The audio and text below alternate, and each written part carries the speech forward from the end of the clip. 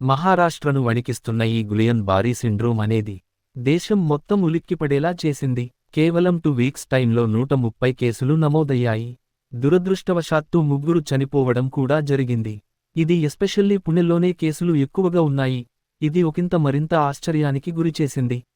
దీనికి గల కారణం ఏంటి అనేది ఎవరికి క్లియర్గా తెలియదు. కానీ నెమ్మదిగా పశ్చిమ బెంగాల్కి కూడా పాకింది. అక్కడ కూడా మరొక 3 కేసులు నమోదయ్యాయి. ఈరోజు తెలంగాణలో కూడా ఒక కేసు నమోదు అయ్యింది. గులియన్ బర్రే సిండ్రోమ్ అనేది 1916లో జార్జ్ గులియన్ మరియు జీన్ అలెగ్జాండర్ బరీ అని వాళ్ళు దీన్ని కనిపెట్టారు. ఈ గులియన్ బర్రే సిండ్రోమ్ అనేది ఒక auto immune disorder. Auto immune disorder ఏంటి అంటున్నారా? అంటే మన ఇమ్యూన్ సిస్టమ్ మన మీదే తిరగబడుతుంది అన్నమాట. మనకి ఇమ్యూన్ సిస్టమ్ మనల్ని కాపాడాలి, కానీ అదే మన మీద దాడి చేస్తుంది, మనకు వ్యతిరేకంగా పనిచేస్తుంది. ఈ గులియన్ బర్రే సిండ్రోమ్ మొదటి మనం పెరిఫెరల్ నర్వస్ సిస్టమ్ మీద అటాక్ చేస్తుంది. నర్వస్ సిస్టమ్ ఎప్పుడైతే అటాక్ చేసిందో అది చాలా దారుణమైన పరిణామాలకు దారితీస్తుంది. ఈ వ్యాధి లక్షణాలు ఎలా ఉంటాయి అంటే, మొదటిగా చాలా చిన్నగా ఉంటాయి. వాంతులు, తలతిరగడం, డయేరియా స్టార్ట్ అవుతుంది. అలాగే ఫింగర్స్ కూడా తిమ్మిరిగా ఉండడం తెలుస్తోంది. తర్వాత మణికట్టు బొటనవేలు, చీలమండ నొప్పిగా ఉండడం కూడా జరుగుతుంది.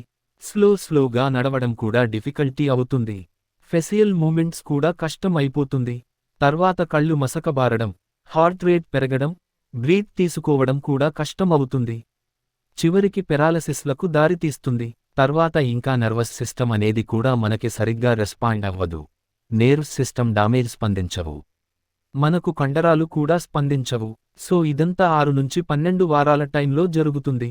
సో మనం ఈ ఫస్ట్ 4 వీక్స్లో దీన్ని గుర్తించి ముందుగా మెడికల్ అటెన్షన్ తీసుకోగలిగితే మనం చాలా వరకు అపాయం నుంచి తప్పించుకోవడానికి అవకాశం ఉంది. ఈ నెర్వ్ సిస్టమ్ మీద పనిచేయడం వల్ల బ్రెయిన్ ఇంకా స్పైనల్ కార్డ్ కూడా డామేజ్ అవుతుంది. సో మనలో ఎవరికైనా ఈ లక్షణాలేవైనా కనబడితే గనక వెంటనే డాక్టర్ని కన్సల్ట్ చేయాలి. వారు మనకి ఎలక్ట్రోమయోగ్రఫీ అంటే మజిల్స్ మరియు నెర్వ్స్ పనిచేసే తీరును గమనిస్తారు. తర్వాత నెర్వ్ కండక్షన్ స్టడీ, కండరాల పనితీరును కూడా వాళ్ళు గమనించి ఒక నిర్ధారణకు వస్తారు. ఎర్లీగా మనం గుర్తిస్తే ప్రత్యేకించి మెడికేషన్ అంటూ ఏమీ లేదు, కానీ కొన్ని జాగ్రత్తలు తీసుకుని కొన్ని ఎక్సర్సైజ్ చేస్తే సరిపోతుంది.